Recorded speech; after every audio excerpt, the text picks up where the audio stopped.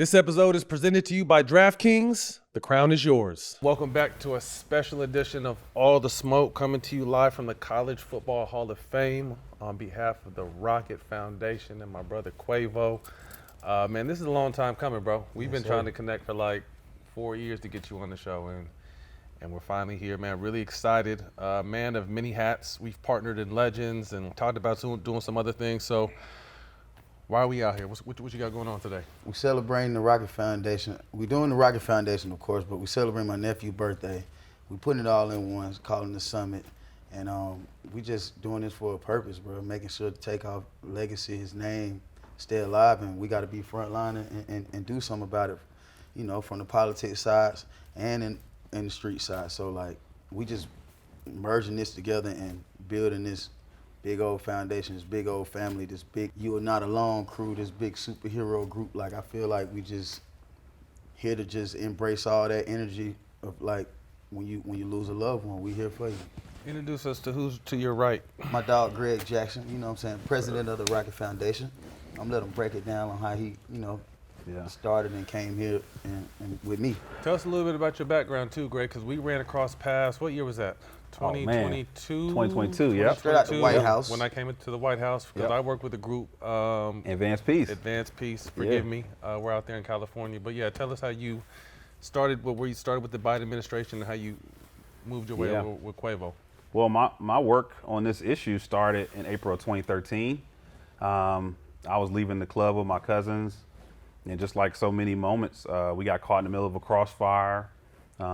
Bullets rang out, and I was hit. The bullet that hit me hit two arteries, nearly cost my life, and I got within 30 minutes of dying from blood loss, and went through 6 surgeries, 6 months of recovery. But in that moment, I just kept telling myself, if I could ever get back on my feet, like, I want to do everything I can to make sure no one else goes through what I went through.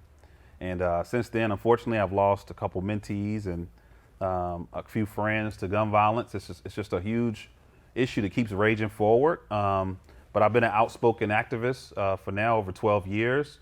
Fought to pass policy in Washington, D.C. We passed the first bill in 30 years on gun violence, the Bipartisan Safer Communities Act. And then shortly after that, I met Quavo and you know, unfortunately through tragedy, but he was determined to make it triumph, you know, and to make sure that there's power in the loss that happened. And we went to the White House. He went to the White House, sat down with the vice president. We met with members of Congress and said, hey, we need a team that can help address this issue every day. And President Biden and Vice President Harris answered and created the first ever White House Office of Gun Violence Prevention in 2023. I don't know if it was you that did it, but I got hired. And so I was a deputy director there for about 1.5 years. And in that job, we moved $42 billion into gun violence prevention. We did 54 executive actions, and we fully implemented that big law that made gun trafficking a federal offense, that added more money for victims of violence, and really added more resources for mental health and youth programs, and a lot of the programs that now the Rocket Foundation is working with. And so it's been the honor of my life to serve in the White House, and you know, I just thank God every day that he got me out of that hospital bed. So what is the goal, and you guys can take turns kind of tell, what is the goal of this? Because I know we're going to talk a little bit later on the panel, but you're kind of setting up a situation where people can get a hold of you, a coalition of athletes and entertainers and an ecosystem where people having issues with gun violence, they can call you up and you got boots on the ground. Explain to us a little bit more about that situation. Right, we just, like you said, it goes around the world, you know what I'm saying? It happens every day, it happens in all cities, man. I'm pretty sure y'all background, y'all had, you know what I'm saying, seen it or been in it.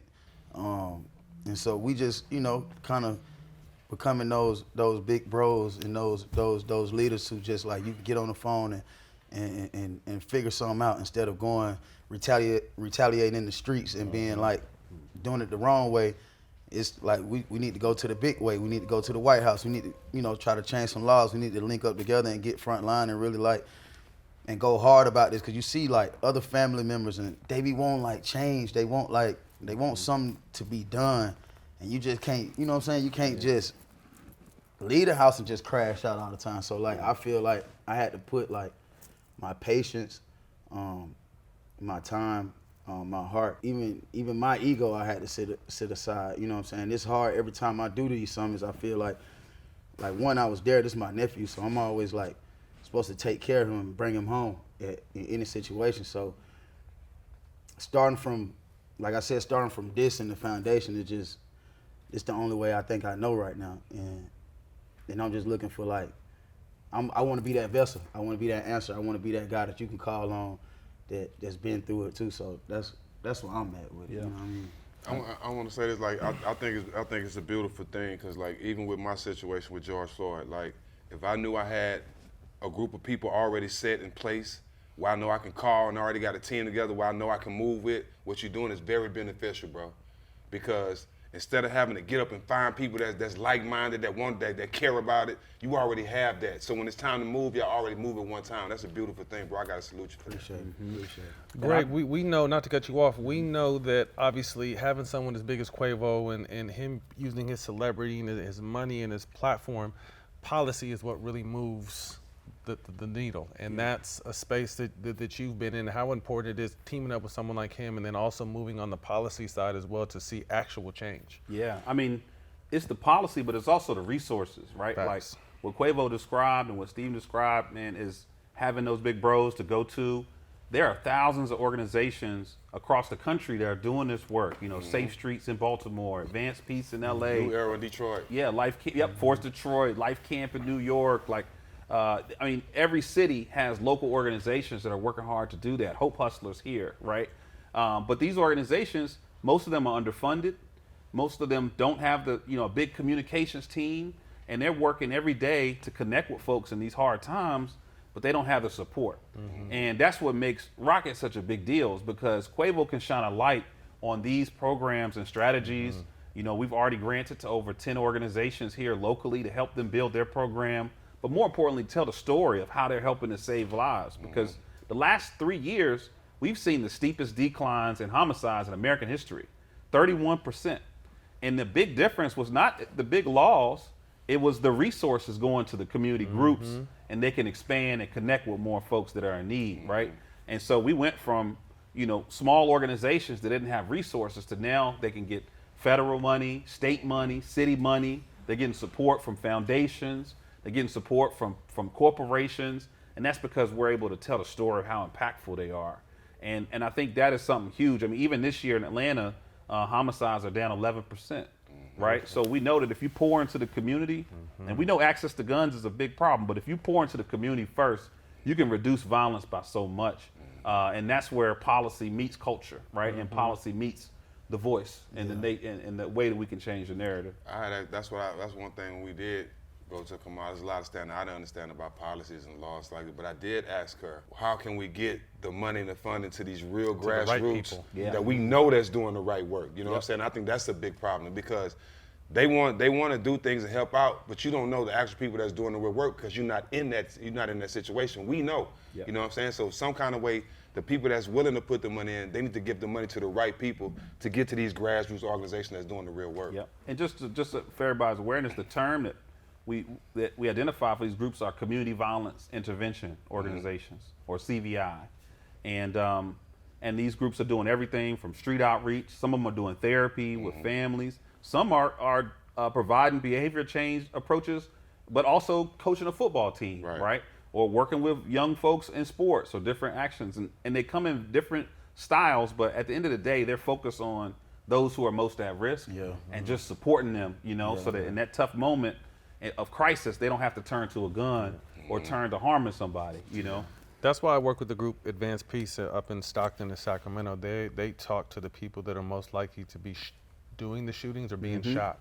Like they have the OGs that get out of prison and come back and talk, and we take them to games and raise funds and give them different experiences, because we could tell people till we're blue in the face, put down the guns, but what are we replacing the guns with? Right. You got to replace it with opportunity. Right. You know what I mean? So until we really start doing that, that's when we start seeing change. So, Greg, thank you for your time. We're going to catch up with you a little bit later on the panel. Let's start from the beginning, bro. The North. Yes, sir. I had a blessing to be called on the North. Come hang with y'all a couple of times. Yes, talk about your upbringing, and what does ATL mean and represent to you? I was originally born in Athens, Georgia, and by like sixth, seventh grade, we moved to Gwinnett. We call it the North, and shit, we were just some 530 young niggas just having fun, making music, doing sports, and getting in trouble. Yeah. Trying to figure that out. Trying to figure it out. You know, everybody stayed at my house. Mama? That's Mama crib. We call it Mama Huncho. Everybody stayed there. And downstairs, we had came up on this laptop and like a Bluebird mic. And so I hooked it up downstairs, and we had this like gymnastic mat. Hooked that thing up downstairs, and that thing, you know, we were just in there just recording, going crazy. Everybody called Mama Mama. You was raised by Mama, Dad wasn't there, similar to my upbringing.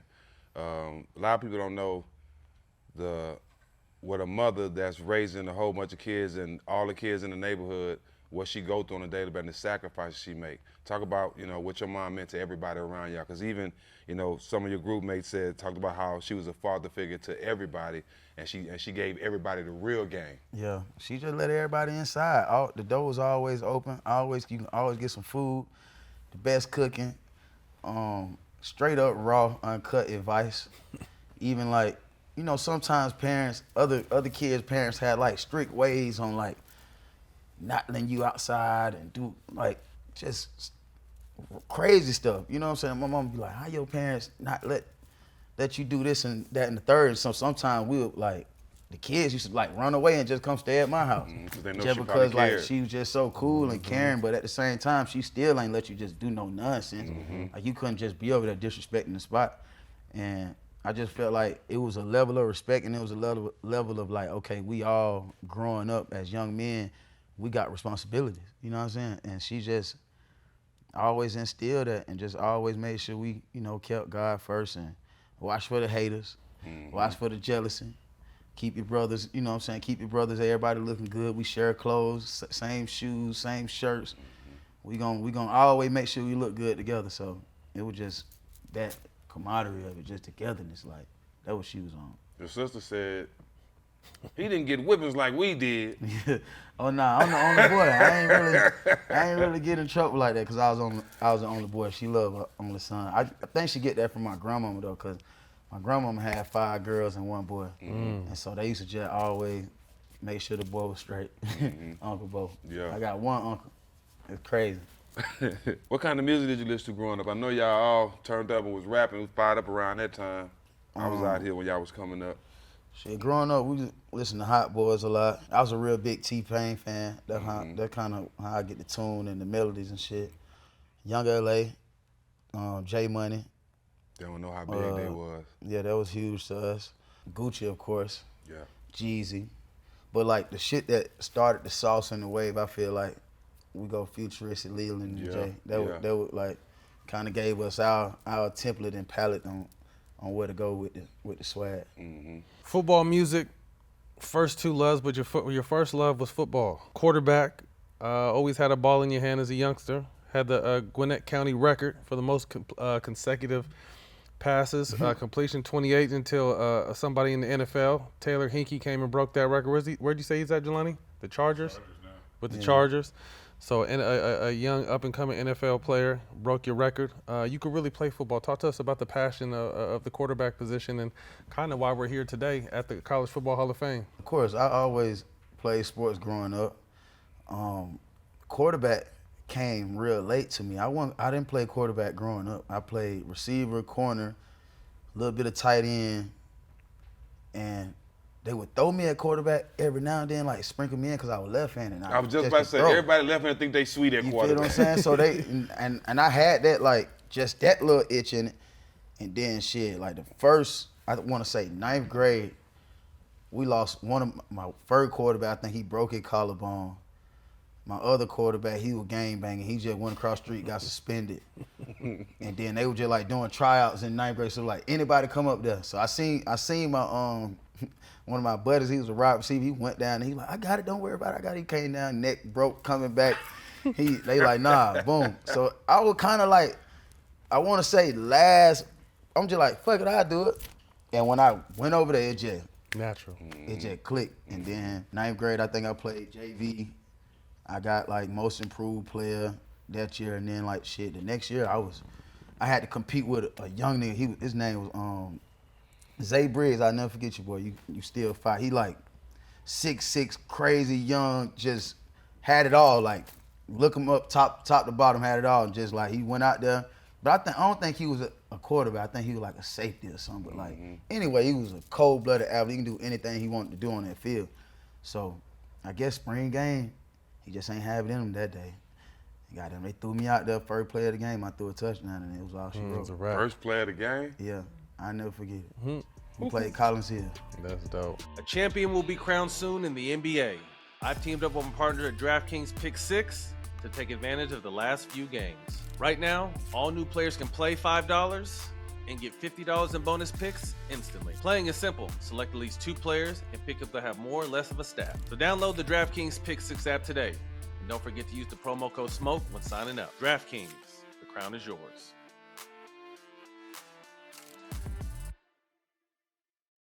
Today's episode is brought to you by Venmo. Look, no matter how your team has done throughout the playoffs, there's still one way to feel like a winner, and that's with Venmo. That's because when you use Venmo and add $100 or more to your DraftKings account, you'll get an extra $30 in DraftKings bonus credits. Terms apply. Go to DraftKings.com/Venmo offer to activate your offer. Then choose Venmo to add funds to your DraftKings account. Add $100 or more, and boom. $30 in bonus credits will appear in your DraftKings account if you're eligible. The offer is only good through June 30th, 2025, or while supplies last. Make sure you move before the shot clock runs out. Here's the deal. Venmo makes it fast and easy to pay friends and spend at some of your favorite spots, like DraftKings, online, in-app, and in-store. If you don't have a Venmo account yet, don't sweat it. You can download the app and sign up in just minutes. So what are you waiting for?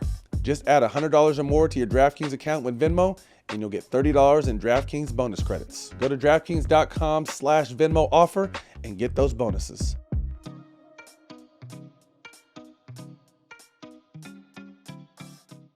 Gino, although the Lakers are down, I hear you're still up.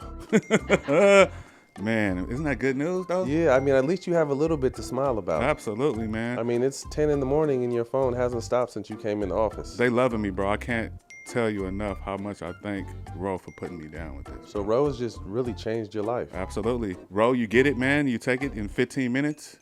How do you take it? Mouth? You pill? put it under your tongue, man. And it melts? Yes, it does. It's like a Evaporates. lozenge. And, Okay. And it dissolves in 15 minutes and you're ready to roll, man. Well, I'm going to sign up today, Gino, because it seems like your life outside of your team, your life is going great. Absolutely. And I need the energy and the glow and the skin that Ro has provided for you. I mean, I went from Unk back to Daddy out there. You know what I'm saying? Unk and we back going. to Daddy. You dig what I'm saying? If prescribed, new sexual health patients get $15 off your first order on a recurring plan. Connect with the provider at ro.co/smoke to find out if Ro Sparks are right for you. That's ro.co/smoke for $15 off your first order. What kind of influence did Mike Vick have on you once you became a quarterback? Of course I would. No, I'm saying Vick was my favorite player. I feel like when he left Atlanta, all the soul left Atlanta. So it was kind of hard for me to be a Falcons fan again after that. But now I'm back. He said, Now but you now back? I'm back. Yeah, I'm back. Did you play any hoop or was it just all football? I played ball. I played. That's what he called it. Yeah, I played basketball. I really was good in basketball. Was it like but organized basketball or just organized, playing around the neighborhood? I played little league growing up, middle school, and then when I got to high school, I could never get over that spring progress report. I could never get over it. Jack So couldn't either. every time I I know about pulled that. up, I was failing. So that's how they would cut me, and then I get mad, and then do all spring sports. So just to keep me in school and doing my work, I went to play baseball for the first time, and I played pitcher in left field, and shit. That's what kept me with my grades. And I was rolling over to football, and then shit. After that, right back again. I'm failing again. It was just like a cycle, bro. Like every December, I couldn't catch that basketball tryout report card flick. So I was just like, I'm just gonna be a spring football and baseball guy. But I did it all though. The athlete mindset is something we talked to Kobe about. We recently talked to Ryan Coogler about just how do you change that mindset from sports to business, and in your example, music. How to be an athlete help you transition into those spaces? Most definitely socially. Help you learn how to be a leader. You know what I'm saying? Take charge, control the room. Go through ups and downs. You know what I'm saying? A lot of things don't go your way. You got to be able to, you know what I'm saying, stand in it. And that's what I think in business. And then patience. You know what I'm saying? You want a lot. You even like when you working out, you be thinking that you can go get big tomorrow, but you gotta stay at it. So like that football, sports, communicating with, you know what I'm saying, having that coach, that father figure, that big brother, it kind of like shape you, get you ready for the outside world. So that's why I be trying to like tell kids like, you should for sure do like all 3 sports. Yep. To see whatever you want to, you know what I'm saying? But that one, like if you doing one sport right now, you better know you going all the way and like getting it together. But that's how I feel like it shaped me. When did music surpass sports as far as, man, this may be something I could do?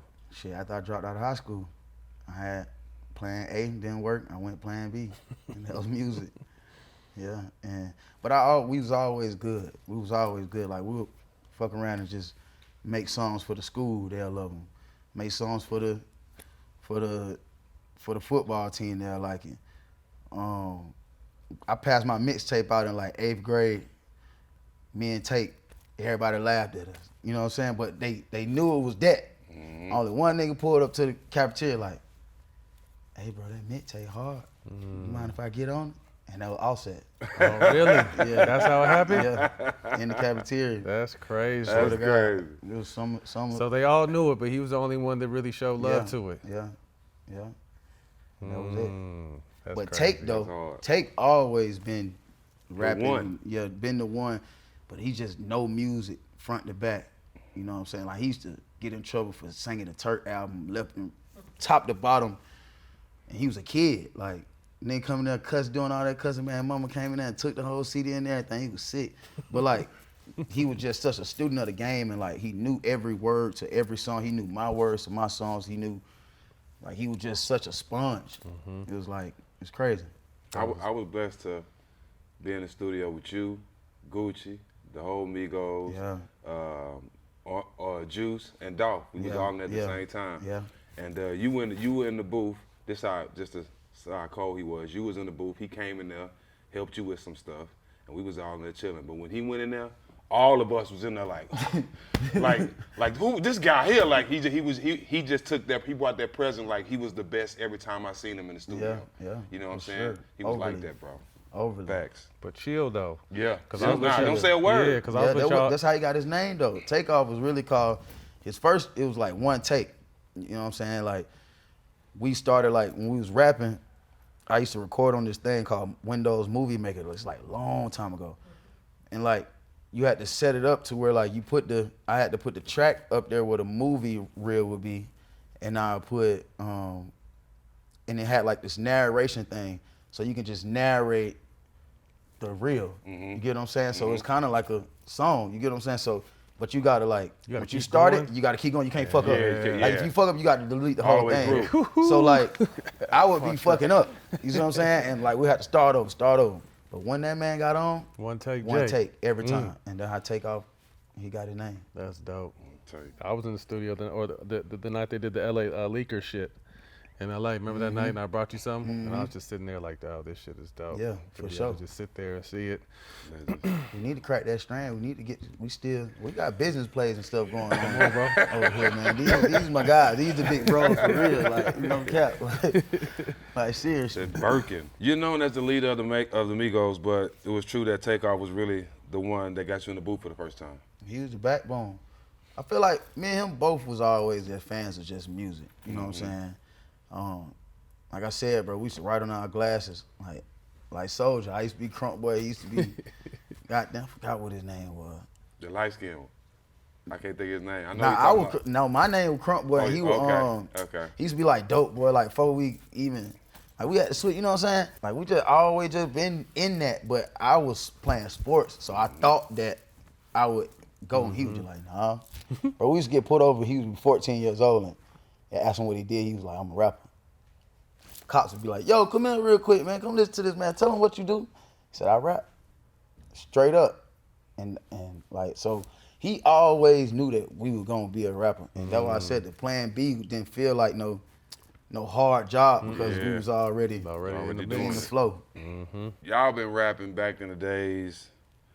Y'all was putting socks over microphones. Socks over mics, overly.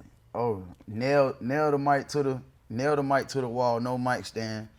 It's kind of like hanging off the corner of the wall, and then you just put like 10 socks over it, and then make it sound like a real mic. And this like those stick mics at Walmart. Like, yeah. Y'all remember those desk mics, like the stick ones? You just get to rapping. Made it work. Had to. With all that, y'all had to find a way to one take everything. We had to find a way to one take everything. And we just started getting good at what we, you know what I'm saying, all the time. Ad libs, one take. Verse, one take. If not, you gonna mess up the whole song. What's crazy, I used to hate being at the end because I knew I'm gonna fuck up. Pressure. So if I'm at the end and you did your verse, and I gotta come in the end and I fuck it up, you gotta start over. Everybody gotta do that. You know what I'm saying? Yeah. So that was I'll never forget that. That was the pressure to get you better, though. Yeah. Polo Club. For that was sure. the Polo Club day. Polo Club, Polo. Talk about it.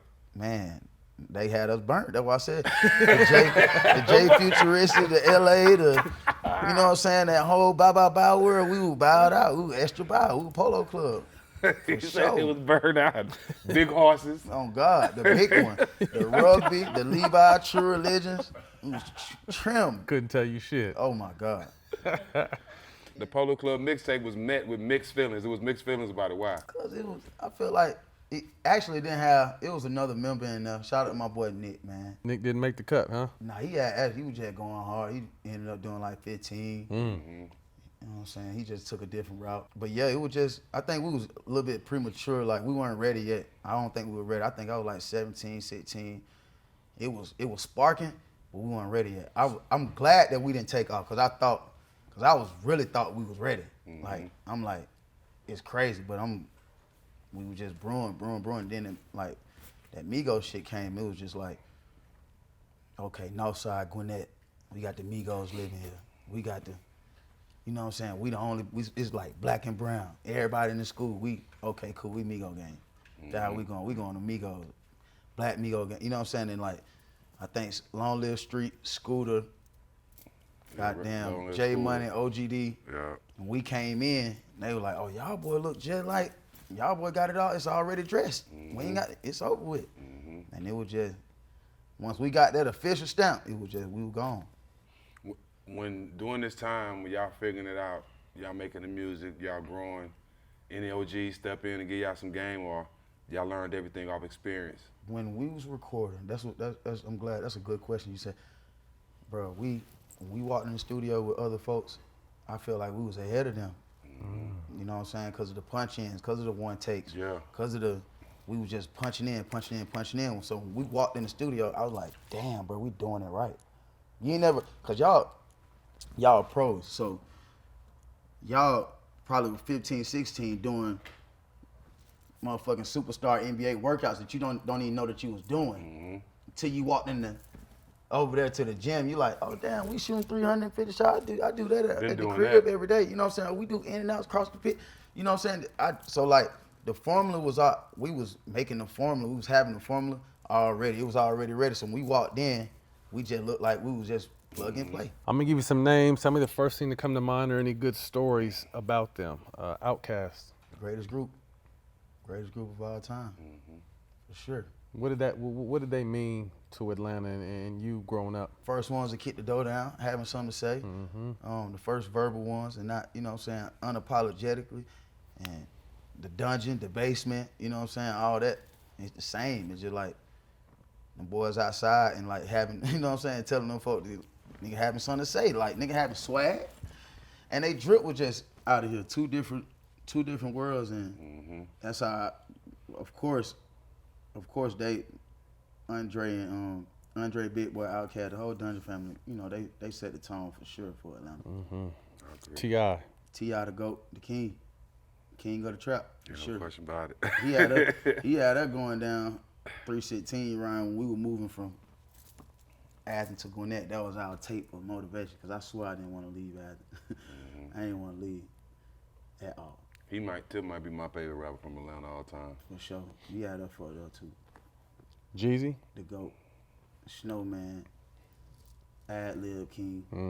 He most definitely the ad-lib king. He dominated his era too. Especially out here in the A. For sure. A little scrappy. Trim, young nigga. Feel like he set the tone for that mosh pit music. You know what I'm saying? Like that stuff that Cardi and Ken them doing. You know, they were going ahead but some music, Lil Jon. We like, can get they crunk opened in it the up club. like it was just. Oh, what you nigga get I stoned think in the club. they started leading that way. Soldier Boy. He trimmed too. He one of the first ones that ever called the Migos over. He one of the first rappers that ever dealt with us. You know what I'm saying? Actually, that's how I met Trav at Soldier House. You know what I'm saying? And me and Travis went on and did Hunter. You know he done said this shit in. I'm gonna say, you know it's gonna go viral because he ain't lying. Because he want to say he the first to everything. He ain't the first rapper to pull up on her was J Money. Yeah. But the first big one for sure was Soldier. Yeah. Future. The Wizard, the GOAT too. You know what I'm saying? That motherfucker there got infinity lives. You know what I'm saying? He gonna walk it down. He do whatever. It's ready to roll. Plug and play. Plug and play. No cap. What was your first international trip as Migos that just blew y'all mind? I want to say something where ain't no niggas who really went like that. Like Australia was crazy. Australia actually was one of the best times of my life because we went from like Africa to Australia. What year was this about? I want to say Culture 2, 2017, 2018?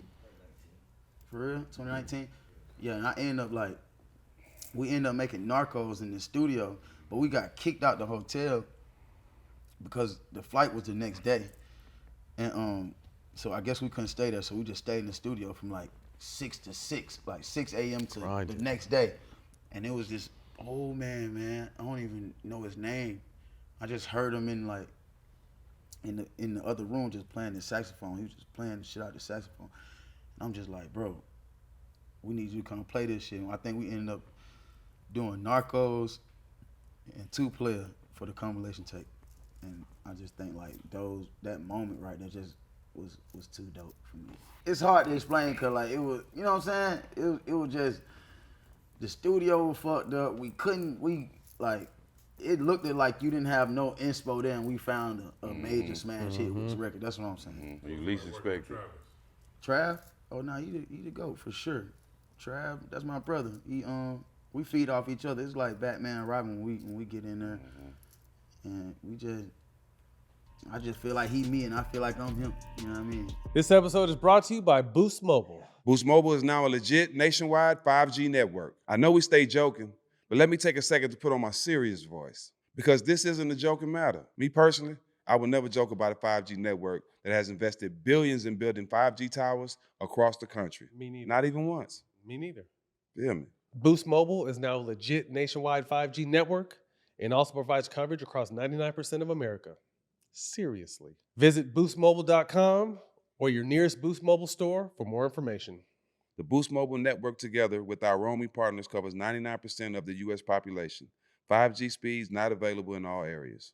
You ever had one of those moments when you want to elevate your night?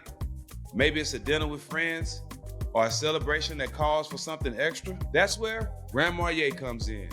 You probably heard of it, but have you tried the signature drink? The Grand Margarita. It's the twist of a classic margarita. It has the smooth richness of Grand Marnier's cognac. And combined with orange liqueur, a bit of citrus, and just the right amount of sweetness, with a taste like that, it's perfect for any occasion. Whether you're chilling at the crib or out with friends, a Grand Marg remixes a regular cocktail into something extraordinary. Don't just settle for a good cocktail when you can have something grand. It's about making your next drink one to remember. So when you're making your next margarita, remix it and make it grand with Grand Marnier. Grand Marnier liqueur, 40% alcohol by volume, 80 proof. 2025 Campari America, New York, New York. Drink with style, drink responsibly. Tommy John's have changed the game. Their underwear are the most comfortable I've ever worn.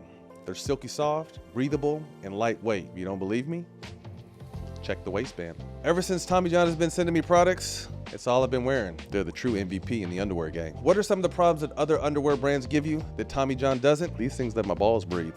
And that's the most important thing. They hold them nice and tight, but they can also breathe. So get you some. Double down with comfort on Tommy John and get 25% off your first order right now at TommyJohn.com/smoke with the promo code SMOKE. Save 25% at TommyJohn.com/smoke. I'll see you there. Bro, that's some 95s you rocking? Yes, sir. Better late than never. Couldn't afford them in high school, but I can now. How much they hit you for? Couple hundred. Let me check that out. I'm about to get those. Whether you're hunting for the latest drops you may have missed or investing in the grails, StockX is where you need to be. And they don't just do sneakers. We're talking about watches, collectibles, electronics. StockX got it all. StockX gives you global access and transparent pricing. A marketplace that keeps it 100 every time. That's what StockX is bringing to the game. Stay fresh with StockX. I want to ask this questions off Key to the Streets, classic. How was it making that album? I mean, that song. Key to the Street, Lucci pulled up. Rest in peace, School. RP School, for sure. I think it was just one of them nights in QC. Y'all was all in there when y'all made that? All in there. That's fire. Lucci came in. We was already working on one. Me, School. We were doing like 3 on. I think Flipper got on one. Tell me what you think it is. Dolph. Flying with it. Flipper, me, Flipper. We got on one, and then Lucci came in. I think like an hour later, and then I was just like, we pulled. Who made the beat? June the Jeans didn't make that beat. Anyway, when I walked in, I was kind of like at the end of it. I'm like, man, I'm really ready to, you know what I'm saying, turn it in. But Lucci came in, so I'm just like, all right, cool. I gotta prep it and get right. So I walk in there, I'm just like, I got money way before the deal. Put my bitches in new pan. But I'm saying it like that. Lucci like, man, come on out. I got something to say right now. Leave that. He go right in the, I make like your whole baby. And then after that, it was just magic. Magic. Going back and forth. But every time I get into like I won't say don't want to, but like not in the vibe when you think you're not Something in, big I happen. make a smash. Every time. Dolph. The GOAT. My dog. That boy, that's my dog. I miss Dolph. For sure. That nigga 1,000. Always high spirited, always loving, always goddamn laughing like a motherfucker. He just ready to work. I got some shit with Dolph too. Get his shirt off his back. Yeah. Heard this a I good got dude shit with Dolph. overall though, Nah, too. for sure. Gonna give you anything. Buy you anything. For real. Always been about his paper. Talk about the early days promoting Migos at the Pink Flamingo. He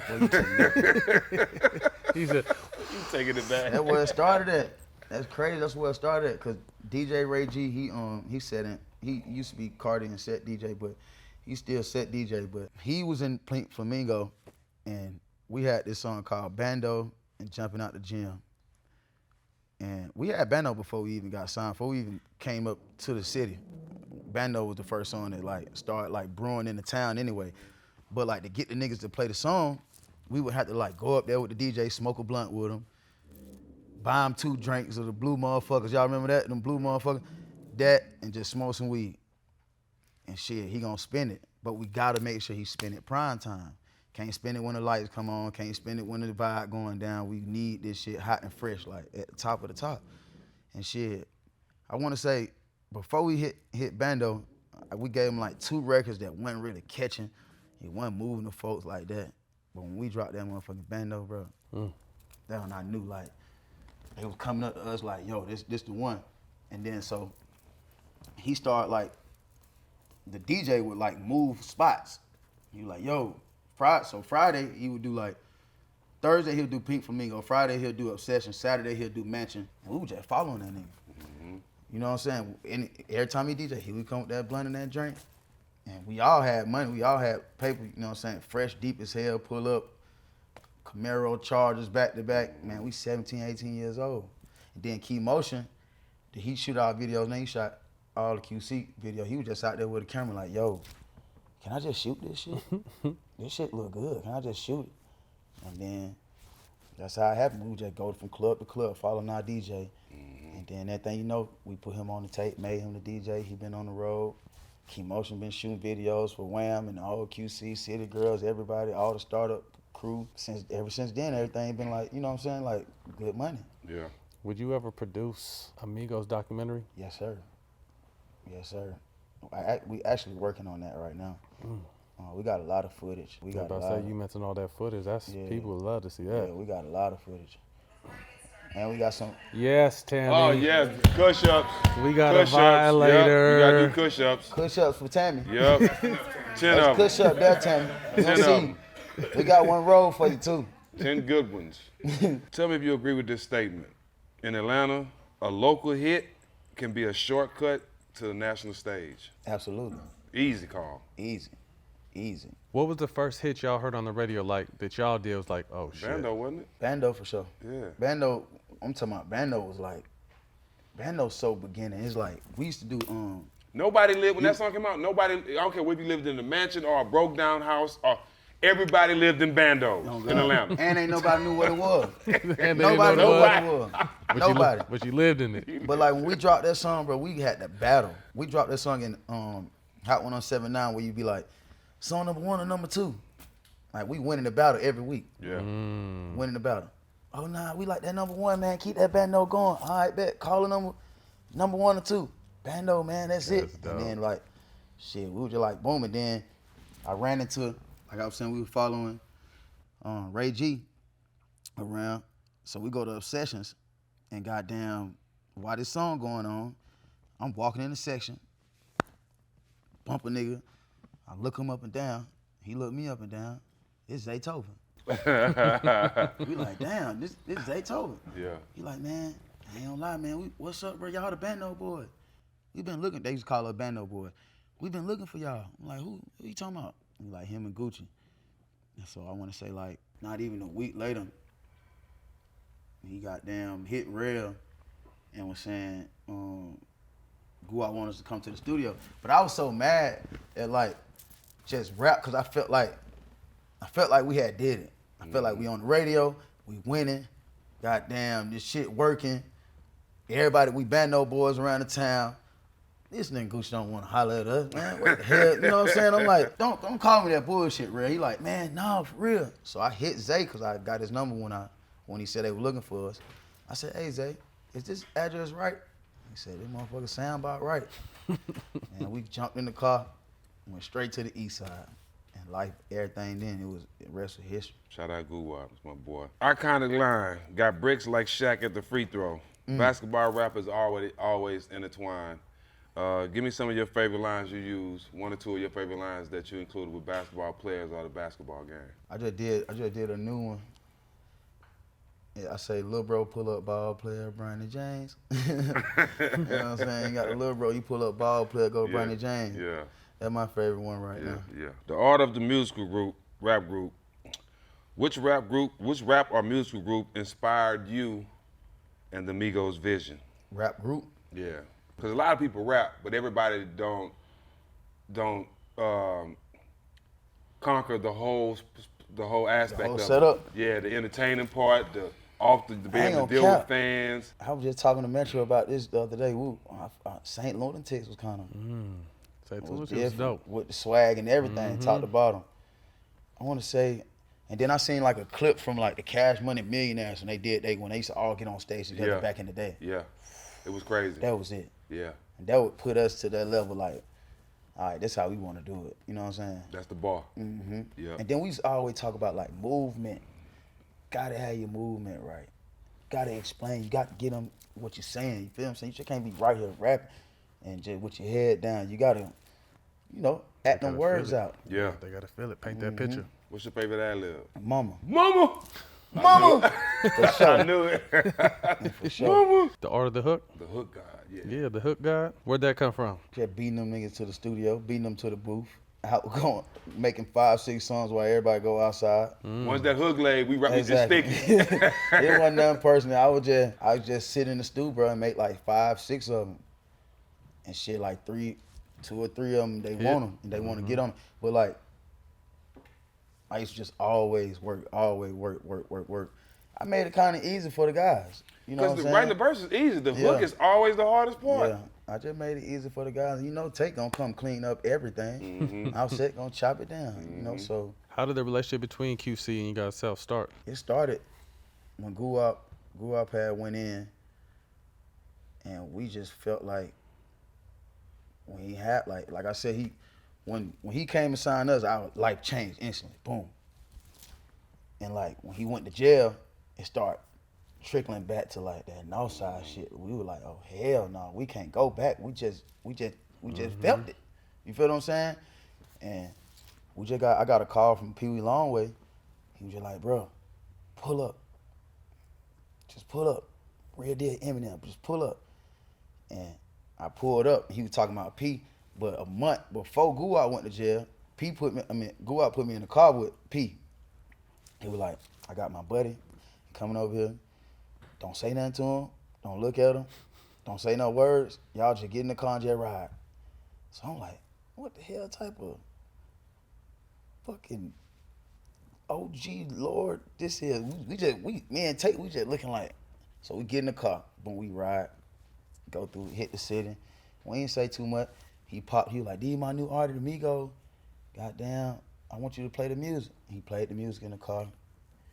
PJ Ryan, he don't pay no attention. He on the phone, getting on the phone. So I'm thinking he ain't fucking with it.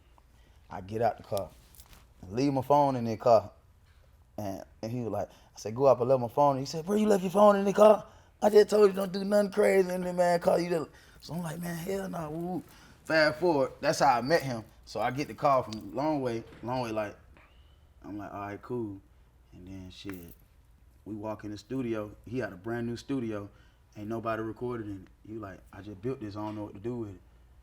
And so I hit Guwap. I'm like, we going this way. He like, all right, bet, that's the best bet. Folk came in there with a trash bag full of money and was like, don't tell me I dug this up for nothing. I looked down, I did like this, and it's time to go. Yeah. Rest is history. Culture album in 2017, legendary debuts, #1 on the charts. The album has Bad and Boujee, T-Shirt, Slippery, Get Right, which is to name a few. Some legendary producers on the album as well, Metro Boomin, Zaytoven. Without hurting any feelings, which one of them boys is the hardest? Who you gonna have the best chemistry with? Zaytoven. Zaytoven started it all. From the church? Zaytoven, of course. And he a good dude, too. Yeah. That's what I like about Zay. He just struck again with the wham whammy. Yeah. Like, he ain't gonna never, he gonna keep striking. Yeah. Man. You were notorious for recording hit songs in 30, 40 minutes. What are your best memories grinding in the studio, pumping out songs? Like the best memory that you had, you think about from, you still got a long career left. But I know it's that one moment where you sat in the studio and you was like, shit is dope. yeah, like, man, I can't, still kind of surreal to me. Gotta be that Versace moment. Gotta be Versace. We was all downstairs in the basement and we dropped the beat, and bro, I was just Versace. Then Set said Versace, then Take said Versace, and I said Versace again. Then I went back in and I recorded it. Then I came out, I'm saying, bro, I think I'm saying Versace too much. They were like, nah, hell nah, keep it just like that. We gonna do it just like this. And then everything you know, goddamn, we was in birthday bash. And that boy Drake pulled up. He said, bro, I love everything y'all doing from Pronto, Versace, Bando. He was like, send me either one of them. So I sent him two. I sent him Pronto and Versace. He sent back Versace. And he was gone. Take off. Yeah. What's it like working with Drake? Oh yeah, that boy the GOAT. That boy the GOAT. Like I said, I always cook up shit first. Like even with Drake, like even with Walkie Talkie, Portland, a lot of these songs be cooked, like I cook them up and then I just Send them off. I send them off. And like it should just be, it's just great chemistry. I know what Drake will get on, you know what I'm saying? I know what a Trav will get on, so I just tap in and shit like that when I sit in the booth. You wrote any songs with any R&B artists? I want to say the biggest one we did was Ape Shit with Jay-Z and Beyonce for sure. Yeah. That was life changing too, for real. Set that up. Yeah. Nah, but I would love to write for like R&B artists and get in that bag for sure. So I'm sure you guys all know StockX is the go-to for shoes and gear, but they've also started doing trading cards. Here go the 2023-24 trading cards from Panini, and we're looking for a rookie Wemby card. That's what everyone's saying is what you need to find. So we got Luka's on the cover of the bag in his Dallas uniform, obviously, because this is from last year. I'm gonna open up a few and see what we get. And I don't think I got any money in here. Got me a Jalen Suggs. Got me a Tobias Harris. Let's see what we got in here. A Vanderbilt. We got a Ja Morant. We got a Klay Thompson, and we got a Jokic. But no Wemby yet. There we go. I still got the slit. Got a Nemhart. I like him. One of my favorite players. We got Grady Dix and DeMar DeRozan on the Bulls.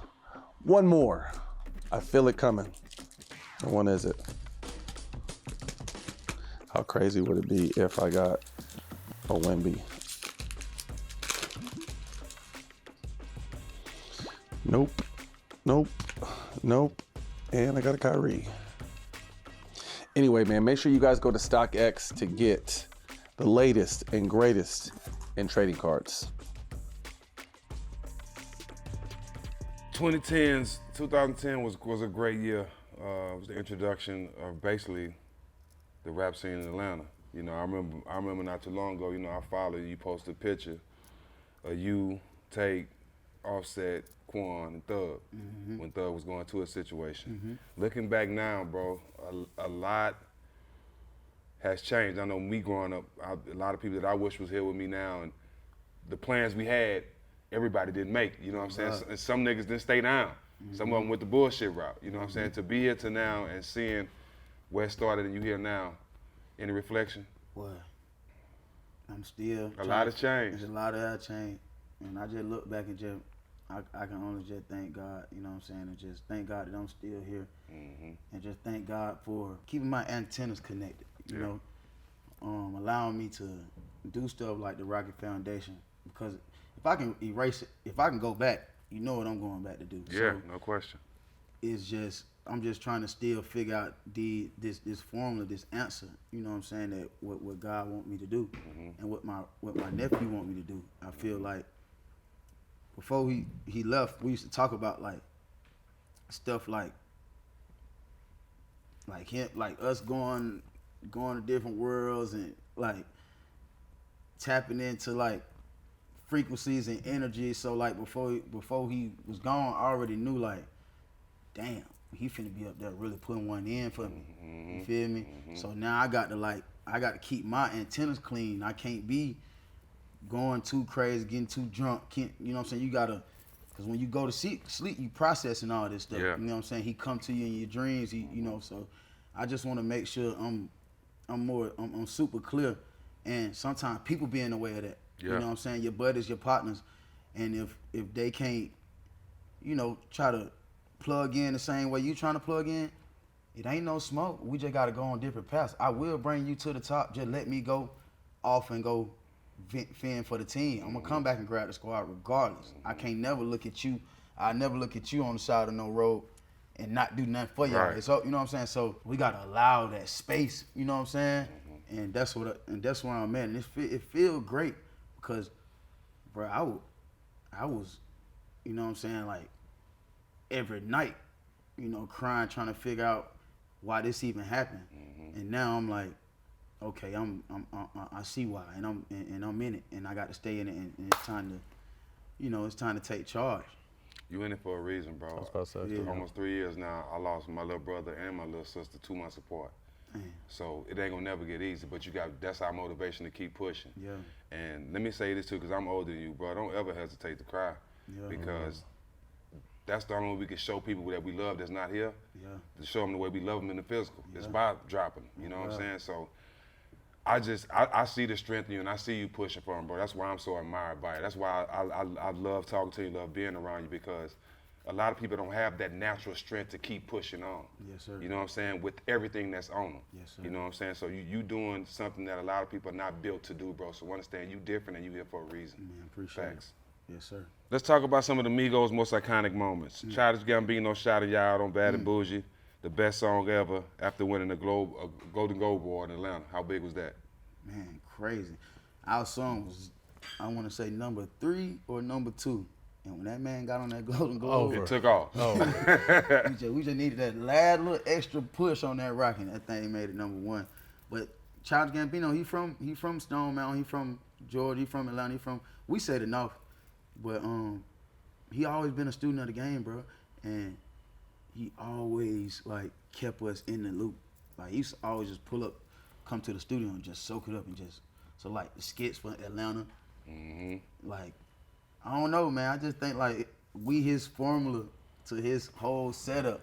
but in a good way. You get what I'm saying? The first season in Atlanta, y'all was the first rappers in it. Exactly. Yeah. So I'm just proud to just be a part of his whole flex, man. Yeah. And he keep it real and keep it solid. Look at my dab.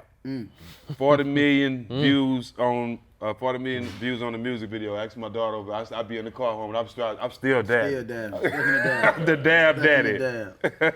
How you feel about that? Even with Cam Newton Man, made it I famous. love the dab. I just feel like we should have just That's everybody know that's capitalized off OGD the though. dab or something. That's OGD. Yeah. A lot for of people sure. don't know that. For sure. Overly. A lot of But people don't know that. But the dab was always just drip. So when we said look at my dab, it was like look at my drip, look at my swag. And we was on the stage, us, it's like the first QC group, us, Jose Guapo, Flipper, even Duke, NPA, YSL Duke. We used to be on stage and like we all had, Emmett Smith was the song. That Emmett Smith and Fuck the Rap Game was the song that we started like dabbing, but we all just dropped one time at the same time. So everybody, Yeah. you feel me? And so they were just like, what that is? I'm like, man, we going dab. Look at, you know what I'm saying? So it was just like, it's the swag. And so shit just went goddamn nuts. And man, I wish I would have made them Christmas sweaters like 2 Chainz. Shit with the kids. Yeah. He They went killed there. all of us. Like we were just so young and just rock On the starred move, out. right. It was just, we just dropping sauce and leaving. You see what I'm saying? And I think like dab is, that you could have made some real money on Bro, that it got so bad where everybody now, when they talk, they. Yeah. It's a movement. Oh, That it's a part of it, that Bay Area shit when they I be. go. Like the hyphy Atlanta, movement, I'm telling you, Miles used to do this shit all the time, dog. Miles was burned out with that shit. That's that lobby runner shit, man. That's Yeah. all lobby runner. Long way. Like you said, Miles, all them boys, they been running that lobby, man. That's lobby runner stuff, man. Straight sure. up, for sure. Anyone else we didn't name that you feel was like a new level of fame, excuse me? Got to go with Rich the Kid. Yeah, Got to shout out that boy Rich the Kid. He Yeah. never gave up. yeah. That motherfucker, he the real finesse king. His story is insane. He come from a bag though, don't he? No. He don't? Hell no. Okay. I thought one of them, I don't know if it was Richard Kid or one of them little kids that say he came from a bag. Nah, Rich from Haiti. Yeah. That boy came through with a skateboard, just running around the city. But how we met him, he said he had a whole deal and didn't have it. That nigga just was lying like a motherfucker, but I looked his shit up. He had more followers than us. Yeah. He had a blue check, and that nigga had loads of beats. Yeah. So I'm like, man, bring your ass to the studio. And ever since then, he never left the basement. Yeah. And then he walked in, I walked him in. Nigga gave him a deal. They gave Skipper a deal. So any one of my homeboys we walk in, they'll just give deals or give him money for just being the partner. Now you got an album with You Wayne. feel what I'm saying? Oh God. Now you got an album. Oh God. Now you got an album with Wayne and one with Kendrick. Oh God. That's crazy. When you sit back, obviously, you're still young, but when you sit back and think, I think there's a lot of rappers, a lot of successful rappers, but y'all elevated from rappers to rock stars. Like when you sit back and kind of Beatles. think, have you been able to kind of sit back and process with everything else going on, just where you guys' space in history is? Yeah, I think I really had a lot of time to reflect like now. You know what I'm saying? Because I'm looking at the memories. Yeah. You know what I'm saying? My boys and looking at my boys, I'm like, why ain't nobody tell us we was on that right there? Like I felt like we was going so fast that if I felt like if someone would have just said, yo, you know after you get a #1 song, this what happens. Or you know after you get a #1 album, this what happens. Or you know after you do a tour, this the way, after you do Drake stuff, this what happen. I think like we was running so fast that I don't think we couldn't hear that, or I don't think nobody even just said like, y'all 3 niggas coming for, you know what I'm saying? And me looking back at that, that's what I feel like I don't regret it. I just feel like we should have just locked in so we can sustain on where we was going. We only did Culture 3. We only did 3 albums. You know what I'm saying? And I just felt like it was more to the guys. You know what I'm saying? Still more to the guys. We got a lot of shit in the vault. But I'm just saying like, I want that shit here. You know what I'm saying? Yeah. Are you in a good space right now to work on music? Oh, yeah, hell yeah. This shit sounding. This shit Feeling sounding good. good. It's feeling good. No, for real. Yeah, it sounded great. In 20 years, when you look back and you guys are inducted into, maybe hopefully it won't be that long, into the Rock and Roll, or was it the Rock and Roll Hall of Fame, Yes, the Rap sir. Hall of Fame? What do you want people to know about your group, the Migos? What do you want them to say about your group? What message? Them boys was hungry. Them boys really came from nothing. Them boys keep God first. You know, I always gonna keep the rocket alive. We wouldn't even be here if it weren't for the rocket. We love our mamas and just trendsetters, boy. Them boys came through and changed the game. And we only needed 3 albums. Crazy. You know what I'm saying? People don't really think about that. I didn't really think about it till you said it. It's really only 3 albums. Yeah. Quick, Curtis, first thing to come to mind, let us know. One album you can listen to with no skips. I'm on my young nigga wave. I'm going Ken Carson. I'm going Ken Carson. Top 5 Atlanta athletes of all time. And Top 5 Atlanta? Yeah, before you answer that, tell me how you got the title for your album that you're finna drop, Satchmo. Like Satchmo is just like my Renaissance shit. Renaissance man, they can do everything, multiple hats. The trendsetter, the hook god, the hook king, the chrome god. Don't forget where this flavor came from, and then at the same time, Life, of course. Okay, Satchmo. It's my favorite movie. Yeah. And, you know, Claude and Ray. It's kind of like Quay and Tate. You know what I'm saying? So we just always just had that vision. And when we be planning shit, we see it like how Ray saw the Boom Boom Room. Yeah, like, you so envisioned like, it, I feel like that's a black thing. Like, yeah. do our ideas, we see that shit like that before we even got there. So that's how I feel like Satch. That's what I feel about Satch. Now, top 5 athletes of all time. Top 5 Atlanta. athletes Atlanta. Atlanta, yeah. Top 5 Atlanta. Shit. Nigga might get on me about that. I gotta go Cam Newton. Gotta put Dwight in there. He Hall of Famer. Them two. Gotta go Josh. Josh Smith. I was just with Josh last night. Gotta go to Northside legend Lou Will. Lou Will. He came from outside. And Quay. Quay, yeah. I'm the greatest. Quay in there. I'm top 5. I'm top 5. Top 5 in the city. What you talking about? Yes, sir. MJ, Kobe, Bron, rank them. Shit. Gotta do Bron. Bron first. How old are you? I'm 34. That answer told Bron me. first. No, I like to, I like to see. Bron first. Just a heavy second. I go Kobe second. Ain't nothing wrong with it. I go Kobe He's second on my list too. And MJ third, only because 96, I was born in 91. You know how I didn't understand. You ain't see that. Yeah. You feel me? To what you But when I see. watched the clips, I understand why y'all calling it was the only skilled guy that was doing everything. But like if you put him a bunch of if everybody, I don't think he do the same thing. You put Jordan in the league now, he's gonna average 45. I don't think so. Yeah, he would. I don't think so. Everybody do the same. They all eat. You got Shade, like all of them rules. eat. Yeah, but you can't touch MJ. Oh, you can't touch him now. Nah, he was super athletic. Magic can't touch him. Yeah. I'm tripping. He fought through all his points. Yeah. But I'm sorry, Black. Number 2. Don't kill me, I'm sorry, Black. Don't kill me, Black. Number 2, I go LeBron first, Black second, and then Kobe third. Long live Kobe, man. Rest in peace, the homie. Childhood crush. Sierra. Hey, she I was was cold. fucked up. though. Oh, everybody High had school. one. Mine was Monica, so everybody had one around Yeah. that time. Yeah, I know I was from Atlanta. yeah. If it was one guest you could say on our show, who would it be? But You have to help us get your answer on the show. You said what? Say it one time. Just one more time, man, because sometimes it get confusing. Who would you like to see on our show? you got to help us get them. On the show. Who do you think would be a good guess? It only took us 4 years to get you. Come on, man. Go on, tell Wham to pull up, man. Oh, y'all want Wham? That's Yeah, easy. You tell go Wham to pull up, man. You go Wham. I say go Thug. Go. That's it. Spider. Oh, no. That's even better. Yeah, go Spider. You gotta make the call. Hey, we'll be Tell back- Spider hey, we we'll did. be We back fuck out here around though, so we cool. So he might do it. That's my boy. That's business, yeah. That's my boy. Yes, sir. We'll be back out here for Major League the Baseball All-Star in Yeah, I'm July. playing in that. Oh, are you? The celebrity softball game? Uh-huh. That's dope. I'm playing in Mookie Betts got a game on Juneteenth at Dodger Stadium. I'm playing in. Before we get out of Bring here, it back to the 8. I'm glad. We missed our year. Yeah. That COVID It's gonna shit. be dope. Legends, Scott, the partnership of business. Yes, Tell sir. us how Legends helps you with your youth league and all your foundation Shout out stuff. to Legends. Shout out to Yeah, Legends. speak to that partnership and Scott. Since day one, Legends and Scott been, you know what I'm saying, like my family. They came in and did all my honcho days. My honcho days is what my pride, I put a lot of my pride into. I kind of like chilled off this year, but it's more like about like bringing the community, putting everybody in my town, bringing all my my guys. I think Stak came a year. We just, you know what I'm saying, just showing them that we all can be touched and felt and heard and reached, you know?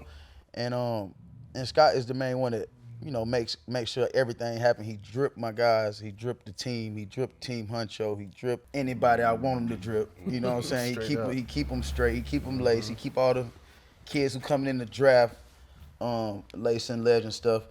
And his events. He throw crazy big events. Me and Matt, we threw one in LA at the Mamba Academy. Yep. That was incredible. We need to run that back, by the way. Let's do it. We had Floyd, Snoop. This nigga Snoop came in the third quarter. Third quarter played in the old school high top Chuck Taylors. Came in and got like 6 points. That was the best one, actually. 6 rebounds and left. That was the best one. He only played like one quarter and he bounced. Yeah. That so shit was dope. They did that one, and then I did another one out here, right? In Atlanta. Justin Bieber came. Yeah, Biebs was here. So like Legends is. Yeah, we do it. Yeah, we Quick legendary. funny story how we did it. So when Scott launched the brand, we are kind of thinking of faces of who could do what, and I was just thinking young, up and coming, who was in LA. And I thought Kyle Kuzma. So we pitched Kyle Kuzma because he was hot with the Lakers at the time and his business manager passed. I'm like, let's go get Quavo. And Scott's like, Quavo. Exactly. The when rapper? When I walked in there, it was you, Scott. Yeah. You said the same stuff. Yeah, you we know, set up a meeting at Capitol Records. Yep. We went and pitched them the whole idea of being the face of the brand, and we was locked How in long ever that since. is? What, 7 years now? 7 years, yeah. Maybe 7 years now. Right when I finished playing, yeah. Yeah, I'm ready. I'm ready for Legends to go Nike, man. Let's go, man. Let's lock in. Let's That's go big. That's how big it is. Let's go big. Yes, sir. Well, man, we appreciate your time. Man, thank you. Excited to be here and get to the panel. That's a wrap. Quavo. All the smoke, all of it. Yeah, yes, sir.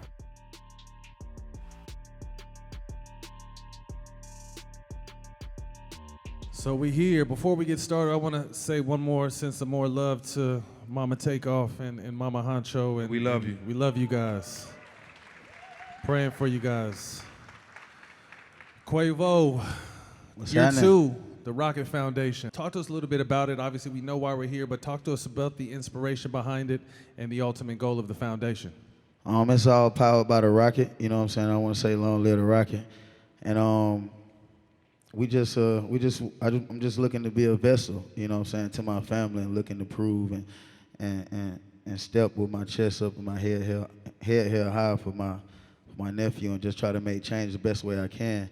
And that being said, I want to like commemorate all the guys that's in the community that ever lost like someone doing gun violence. You got somewhere to come to. You got somewhere to, you know, talk to somebody, and you got some people that's gonna pull up front line with you. You know what I'm saying? So that's us. That's Rocket Foundation.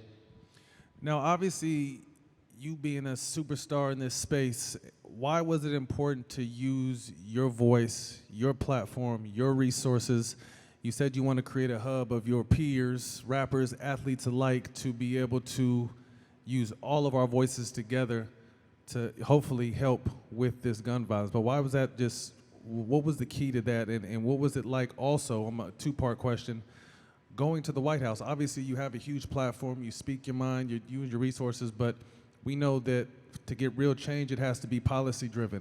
You've been able to do that with your partner, Greg, but tell us a little bit about that journey as well. It's a tough journey, you know what I'm saying? But if you're gonna do something about it, you got to start with the head. You got to start at the top. So and you can't go the opposite way. You can't go the street way. So I felt like being front line, the political way, and just trying to get like change and policies and stuff going there, I feel like was a better approach. And I felt like we got a lot of stuff done and a lot of grants and stuff, but most importantly, like, I'm just here just being an instrument for my boy Tate. Mm-hmm. I'm definitely inspired by what you're doing in the Rocket Foundation. A lot of y'all don't know that George Floyd was like a close friend of mine, and I was able to experience some things, and I was able to lead the biggest civil rights movement ever in history, with 18 countries and all 50 states protested at the same time for my friend. So what Quavo's doing is something that everybody should take serious, because you don't want to have to wait till you lose somebody to stand up and do what's right, right? So what Quavo's doing right now is big. It's bigger than music. It's bigger than anything he's ever done, because he's doing something that's bigger than him.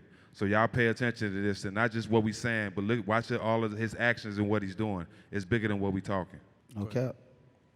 Music. Let's touch on a little music. Tell some of these kids out here growing up who inspired you musically? Growing up, who inspired me was Hot Boys, Cash Money, of course. That was like the foundation, you know what I'm saying? And then once I got older, as like a teenager, I started rocking out the futuristic wave, you know what I'm saying? I was burnt out by the young LA, the J Moneys, you know what I'm saying? The Polo world. So we had came up with a group called Polo Club, you know what I'm saying, before the Migos. So that was mainly my inspiration. Of course, Gucci Mane, Tip, Future. He was a little bit ahead of us, and we would just look at them like rock stars, and we got to get there. Being that you from this era and you from ATL, why you think it's so important that you continue to be involved with the youth and start these youth programs?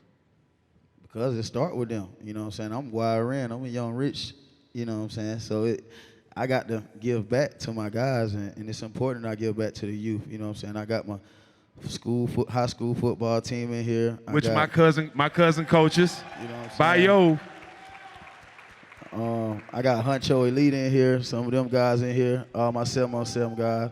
And like, shit, that sign, that Huncho sign, that came from Huncho Day. So it's important that I give back and just show them that, yeah, you can touch me even though it get big, but we all come from nothing and we need each other. But also talk to us about, I mean, we were talking about in the back, these programs that you're putting on, these youth programs in the football space, the basketball space, the community events, that shit takes it's a lot of hard work and it's tiring, and obviously they just see the star you and moving around, but talk to us a little bit about what the process is of keeping these programs going and strong and getting kids opportunities. You're telling us you got kids going to college now. Your first group was 5 years ago, so your freshmen are now going to be freshmen in college. I mean, how proud does that make you, and what kind of work goes in behind that? Man, super proud, but it take a lot of work, and like I said, this is my first time, so I ain't really know what I was doing. I was just doing what I love because I love the game, and I wish I had a big brother that can, you know what I'm saying, help me out with some cleats or some shoes or some jerseys or whatnot. And it started becoming like a whole thing. So I'm just like, let's do it. We gonna go Huncho Elite, but I gotta make sure I pay for everything, make sure I pay for their travel, their food, everything. Even they off the field problems and stuff like that, but I look at myself like, cause it was tough for me too. It was tough for me and Mama. I kind of like missed the point when we moved to going to a situation we ain't had no, you know what I'm saying, enough for me to play. So I always just looked at that like, okay, I got to be here for these kids and do it for the youth, you know, do it for them. Music, obviously heavy sports background, but music became center stage. Talk to us about you and Takeoff's early, just back and forth, musical passion, love, and how gifted he was, and how you said he just had one of them brains where he spoke everything into existence. He knew y'all was gonna be stars when you guys were teenagers. Oh God, we was 14 years old. It's a crazy story, but I think he was about 14. I had to be like 15, 17? 17. I'm 17. Yeah. Okay, I'm 3 years old. I'm tripping. All right. So then we get pulled over by the police, and the police asking him what he do. He said, I'm a rapper. At 14, At 14 he's a rapper. years old. And they was joking about it, but he was dead serious. And that when I knew we was gonna be something, but at the same time, he used to be like, yeah, you can have that sports stuff. I'm gonna go to the booth and record. And he always knew songs left and right. You know what I'm saying? He always did everything in one take. That's how he got his name, Takeoff. You know what I'm saying? Like, we would do songs in one flow. Sometimes I mess up the whole song. He not messing up. He not skipping the beat. He walking. And I just think, like, he just the youngest and a sponge and a student of the game and know exactly what he wanted. He didn't have a plan B. He didn't play sports. And he barely went to school. But he knew how to rap. Yeah, that's my boy Rocket. We was outside But talking. stay in school, that's not good. Stay in school. Right. Yeah. We was talking outside about business, and when we was talking about taking the guns and guns down, and you was talking about you have to put something in the hands. You was talking about building a studio, showing them how to record. How important is it to say one thing, but also give them something else to be positive and to go forward? Yeah, that's my dream. My dream goal is to like put community centers, the stuff that I had, like back then it was basketball and, after school programs, but now I'm thinking like bigger, like game systems, streaming spots, place, you know what I'm saying, places where people can learn how to make beats, places where people can play the piano, take piano lessons, just some extracurricular after school, you know what I'm saying? So my goal is to start there. I do want to do the courts and stuff, but I think like kids got their route when it comes to sports. I think like activities and learning how to be, you know, active in this world, in this new streaming world, and you know, just doing classes like that. So that's my main goal right now that I want to do for the youth. Obviously succeeded in music, but you've also been all over TV and in the movie screen. Where does your passion for acting come? Just jacks of all trades, man. Just watching TV, looking at stuff and being like, yeah, I can do that. Seeing if I can do it. And then once I get into the field of it, I'll be like, okay, I want to do it. You know, I don't never limit myself to nothing, to just being a rapper or just being a one-sport athlete. I always try everything just so I can see what I really want to do. And it could be another career after you get done doing what you're doing. You know what I'm saying? So that's why I always keep my arms and everything. Who are some of the bigger actors you got a chance to work with so far? And I'm going to put you on the spot. What was your favorite project you've worked on as far as acting? I've been blessed to jump out there with the big guys. So I got John Travolta, Robert De Niro, John Malkovich, Queen Latifah. She was the first one who brought like emotion out of me. And it's so I would just learn on set and just wing it. You know what I'm saying? And I just, like I said, I was blessed to be around them, and I'm just studying and being a student of the game. You got a favorite project you worked on? I saw you on Norcos. I couldn't believe it. I was like, hold on. Favorite project, I got to say, Praise This. It's my favorite one. Yeah, you looked a little bit too natural on Narcos, bro. Oh, Narcos was fire, too. Narcos was great. Huncho Weekend. Talk about it. Huncho down. What we doing? Huncho down or north, you know what I'm saying? We bring all the kids, like I said, we bring all the kids from the town. We bring all the athletes, all my celebrity friends. We host a game. We either do flag football or basketball, depending on what the weather like. And we get shuttles. If you don't got a ride, we get you picked up. We got booths, scholarship grants. We give out checks, and we just have fun. And this year I just took a break because I've been mainly focused on the Rocket Summit and Rocket Foundation, but I promise next year we'll be back, and it's gonna be another energy, and we're gonna be back to ball and a half for fun. Talk about the album that's coming out. The album coming out this fall called Satchmo, and I'm ready for it. You talked to us a little bit, and I asked, obviously, with all the stuff that is going on, mentally, you're in the right space right now, you feel like, to really get out there and jump back into the music thing?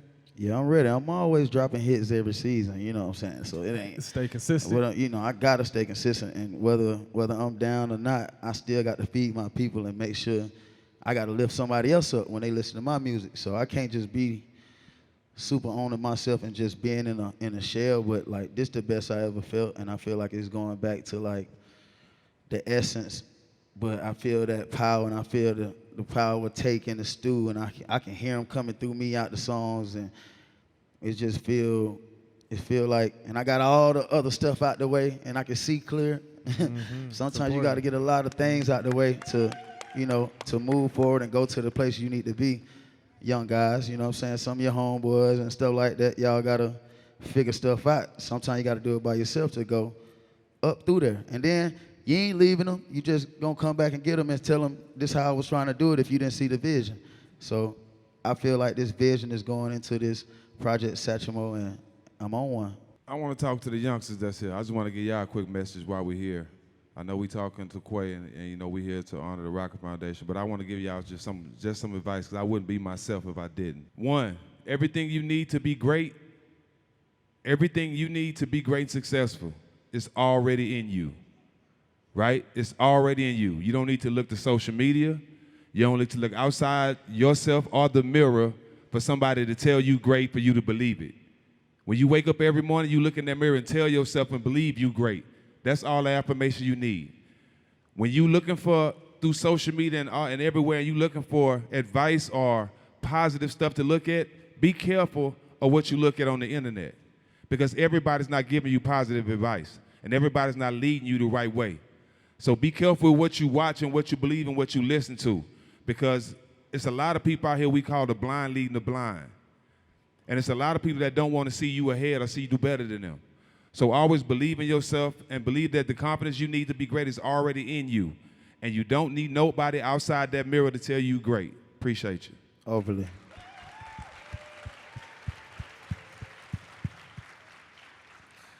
As you continue to push through for gun violence, do we see in maybe 10 years you doing the next 10 years more political work? Obviously, you have a huge voice, a huge platform.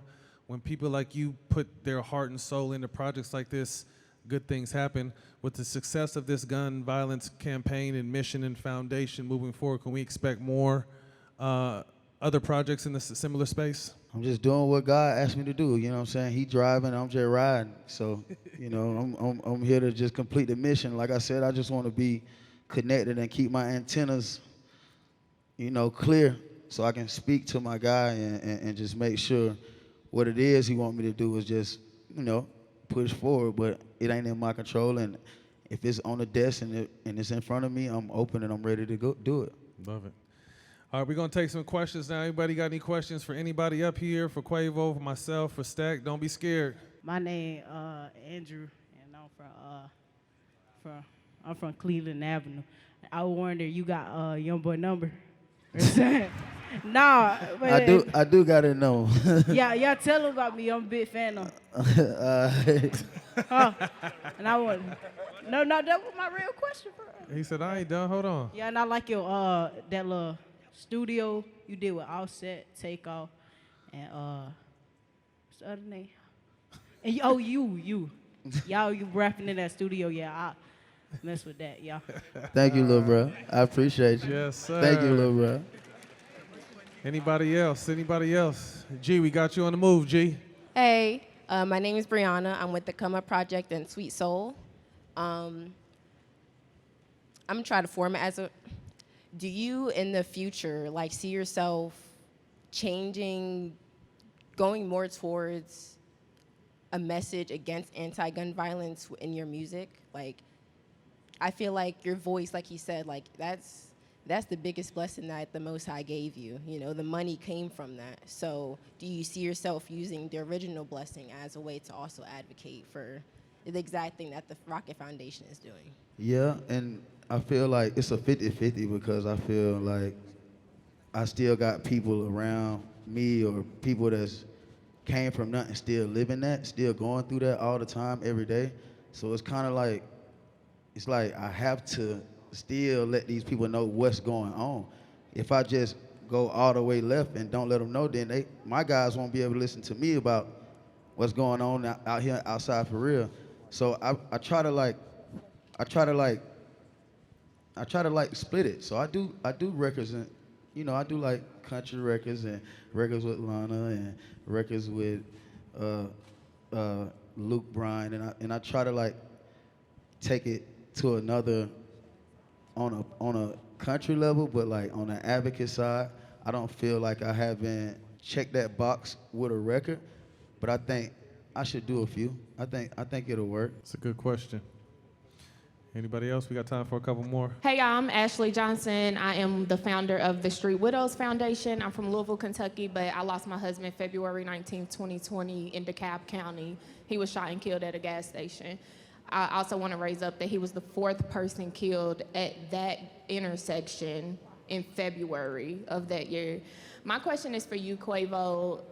In your loss, when you had those feelings of vengeance, of wanting to get revenge for or street justice for your loss, what did you do with that? What did you do with those feelings? I feel like a lot of our kids deal with that. As a widow, I dealt with that, and especially like with your platform. How did you deal with those feelings? I'm still going through that, you know, and it ain't no timing on that, you know. It ain't no timing on any of that you just asked for. So sometimes you could just be super patient and your revenge will come or through God, or your revenge will come through triumph in politics, your revenge will come through going through the White House. your revenge will come with passing these laws, changing lives and other kids' lives. So like, you just gotta just sit in it and be ready for it. Your revenge gonna come. I want to touch on that too. My brother was killed when I was 6. My older brother was killed when I was 16. And at that age, I was really I'm a totally different person now.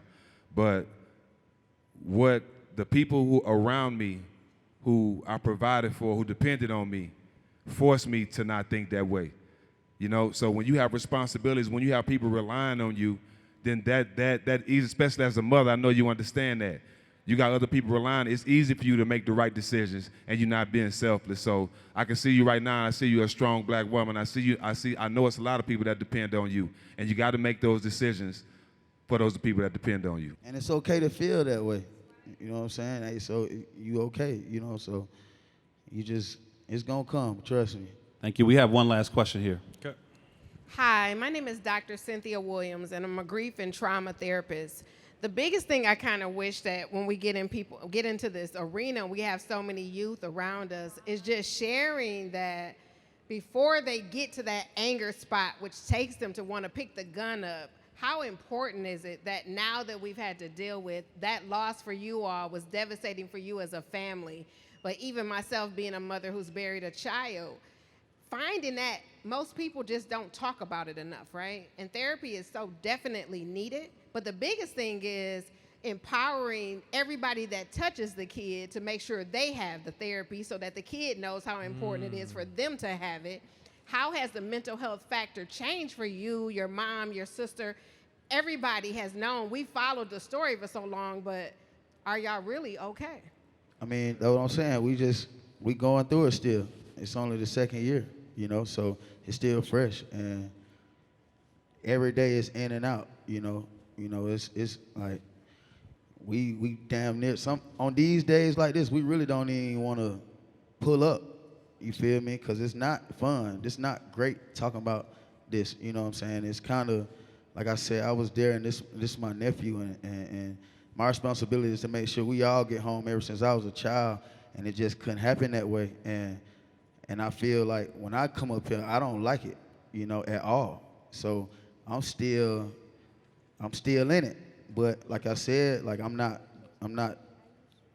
driving, so I can't be acting out on me. So I gotta act for the folks, and I gotta be here for my sisters and my niece and my nephew and my mama. So, and I gotta maintain the house. So you either gonna lose it all, or you gonna act crazy, you gonna go what, you know what I'm saying, or you gonna stand up and be a man and just stay in it. We all right. Yeah, I think. Sorry, I know we said that was the last question, but I got this young man here, probably the youngest person who wanted to ask a question, so I couldn't say no. Come on, bro. So please introduce yourself, and you get the final question for the panel. I'm Lyric. I am 10 years old. My birthday is February 10th. And what about kids like me? I used to do Pro Tunes in Yonkers, and I work in Rough Riders, so what about more kids like me that do piano and drums? Well, we need to go ahead and get you in the studio, sir, with some big guys. We got to hear your sound. I like that, and you just got to keep working, and I think it's time to go, you know? So keep going at it, and if you already at it, we're going to put you in the studio somewhere, my guy. I love it. Yes, sir.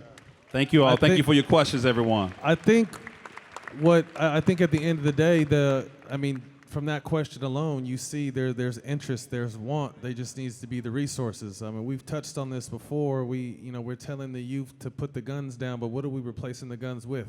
We need to replace the guns with opportunities, with resources, and that's why, it was so important for us to come here today, because that's exactly what this foundation is doing. So we want to thank everybody for coming out today. Quavo, you and your entire family.